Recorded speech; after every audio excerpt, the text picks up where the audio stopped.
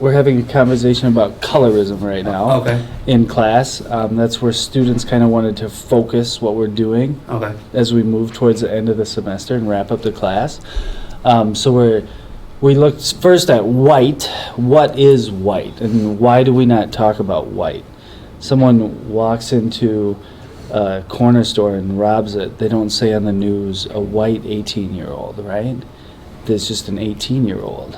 But if it's Nick, then it's a 15-year-old African American male. And why do we use those terms and why not? And what does colorism, how does it affect us? They first told me, they came up to me and was like, take off your backpack. And I was thinking, all right, that's reasonable. People have been stealing from the store before. And I'll just take off my backpack. I listen whatever the authorities got to say, so they have no reason to press charges or call the police or do anything that could harm my future. So I take off the backpack and I'm walking to the store. I have my money in my pocket, just looking around, seeing what I want to buy. And they follow me from different aisles. And it's like one aisle be right here, and they'll be at the other end. And then I just go in different aisles. I'm testing them now because I know what they're doing. So I'm just walking in different aisles, see what they're doing. And he keeps appearing up by me. And so I buy my drink, put it in my pocket, hurry up and get out. There's a lady that comes up to me. She's like, do you want to buy that drink? And I'm thinking, what do you mean do I want to buy that drink? I've bought it before. She's like, no, it just looks like you're stealing. And I'm like, I'm not stealing. You can ask the girl that's at the counter up in the front. I bought this drink. I don't have the receipt because I usually don't take the receipt. But you could ask the lady up there that I bought my drink. So I hurried up and got out the store.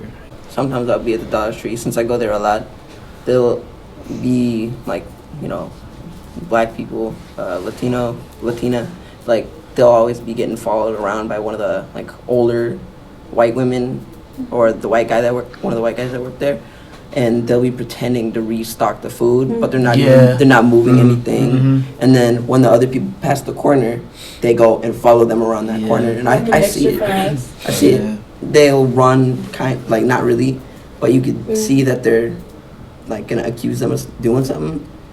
That's just not right. I hate seeing that. Like, just because you have a different skin color doesn't mean you're a criminal. And I was kneeling during the national anthem, and some like old couple, and they came up to me.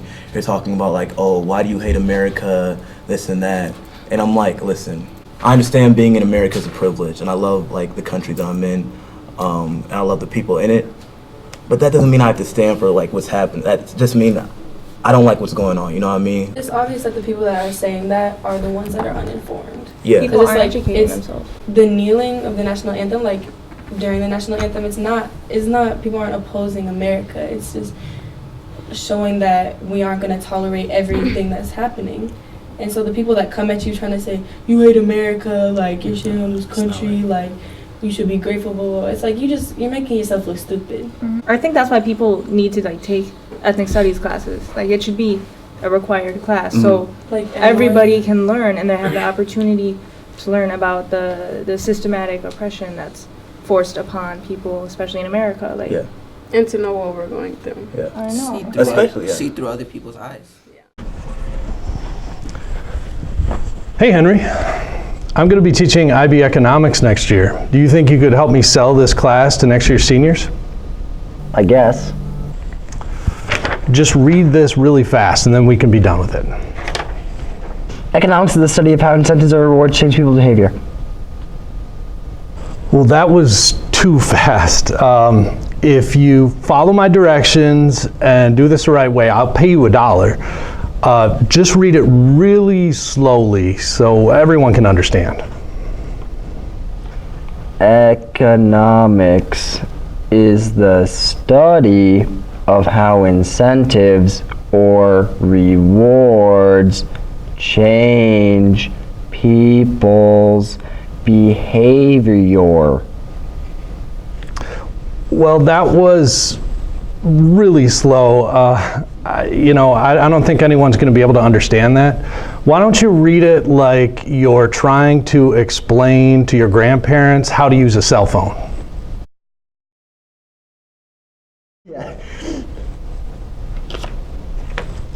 Economics is the study of how incentives or rewards change people's behavior. Nicely done. Thanks. If you're going to be a senior next year, sign up for IB Economics as your social studies course. If you wonder why Henry didn't read the script the way I wanted him to until the third try, you might like IB Economics. Why is the first slice of pizza more satisfying than the fourth? Why does Domino's Pizza never seem to run out of pizza to sell to us? Why do I have to pay taxes on pizza? I'm Abdi, Abdirzak Abdullahi, full name. I am in TOK2, I'm a senior at Washburn High School. At first I wanted to get an IB diploma, so I joined a TOK1. I knew something about the course, it was about epistemology, and I was like, okay, I probably know what's going to happen in the course, let me get involved. And I loved the course, it was great. Particularly about it, well, the material. Like saying what I said earlier, I thought I knew everything about the course, would be an easy course.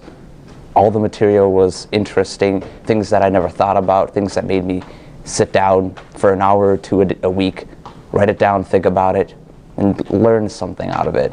The analysis we had to do in seminars with everyone around us, that 2 hours that I spent sitting down thinking actually contributed something to the group. We all thought of stuff.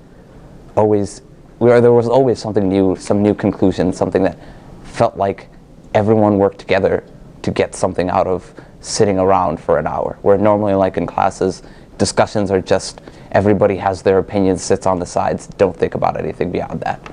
Take time to write out your thoughts, don't dilly-dally and forget to do your work, otherwise it's going to be hard to continue. And always think about the implications of something you learned in class. A little presentation or something that's said can have a bigger impact than you think. Hi, my name is Nazneen Hassan and I'm a junior and I'm talking about psychology. So I love this class because we talk about human behavior and their mental processes.